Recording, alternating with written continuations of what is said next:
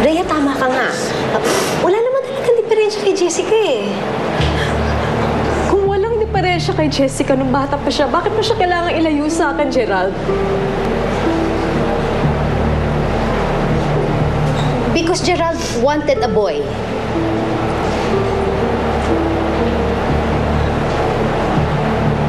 Ganun lang kasimple yun.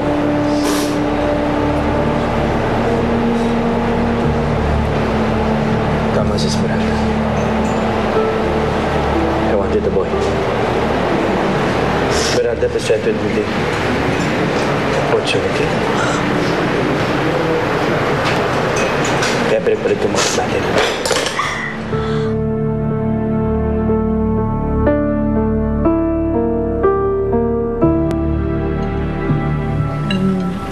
I do hope makita nila mom and dad ang sister natin, no? Hindi ka ba excited na makilala siya, kuya? Gusto ko rin naman siya makilala. Kaya lang I'm worried na baka pag makilala natin siya. Hindi ka napansinin nila mom and dad.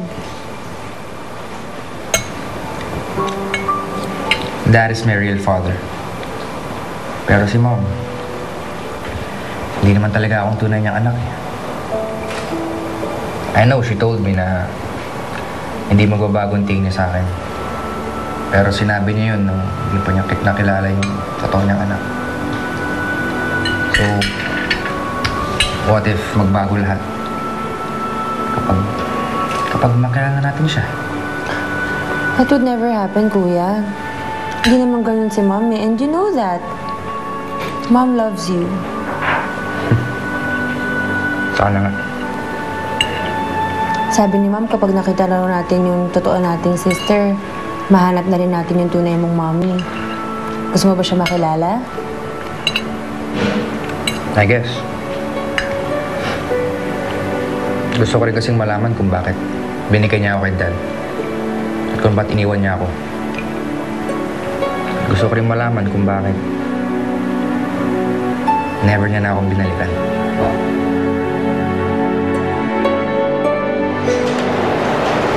Tuwarin mo ko, Rhea. Naging hangal ako.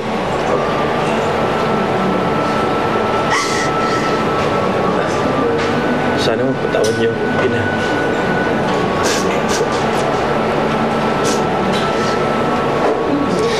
Dahil tinupad mo ang pangako mo, na ibabalik mo sa akin ang anak ko, papasalamat ako. Pero matatawad ka. Hindi ko alam kung kailan ko magagawa yun, Gerald. So, ang drama ninyo? Hindi ba pwedeng maging masaya na lang kayo na natagpuan niyo ng long-lost daughter ninyo? Kung ano man yung problema naming dalawa, sa amin na lang yun. Okay. Oh, alika na. Bilis na tayo. Sandali. Oh. Saan mo siya nadalhin? Yung drama niyo kasi napapagod ako sa inyo. Diyos ko, sobra kayong mag-iiyak. Nade-drain ako, kaya aalis na kami. Sandali. Ano mo siya eh? Oo nga. Uwi ko siya. Jessica, ayaw bang uwi sa bahay natin? Ay, di. Uuwi rin siya, hindi ngayong gabi. Kasi mamimiss siya ng lola Concha niya. Kailangan naman ipagpaalam ko siya ng mabuti. Pero don't worry, bukas, dadalhin ko siya sa inyo. Tsaka syempre, gusto ko rin makita yung long-lost son ko, ha? O sige, alis na kami. Alika na.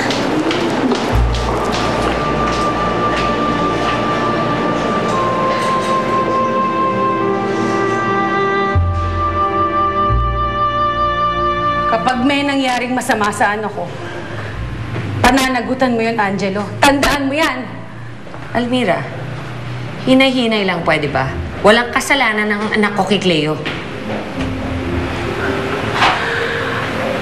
Victoria, your son dumped my daughter. Hindi mag-a-attempt mag-suicide yun kung hindi dahil dito sa anak mo. Would you stop it? Nag-aaway pa kayo. Nakukuha niyo pang mag-away. Nasa pangarib na ang buhay ng tao. Hindi lang ako, si Cleo, may kasalanan sa nangyari. Dahil alam ninyo, simula pa lang na hindi kami para sa isa't isa ni Cleo. Pero anong ginawa ninyo? You just couldn't accept the fact. But Angelo, Ma, naiintindihan niyo naman sinasabi ko, di ba? Hindi ko ginusto ang ginawa ko kay Cleo. Hindi ko ginusto saktan siya. At hanggang ngayon, pinagsisisihan ko yun.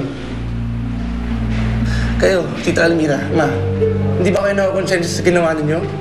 Hindi ba kayo nakakonsensya sa nangyari kay Cleo?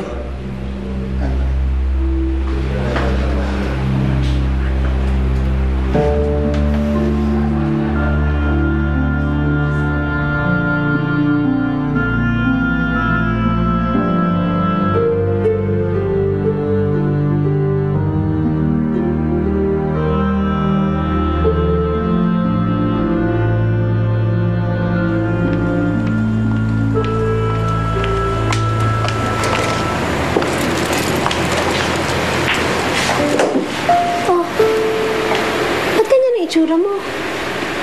Parang hindi mo suot yung blusa. Nay, bakit po si Jessica yung pinakilala natin? Hindi nga natin pwede ipakilala si Jessa. Ano ka ba?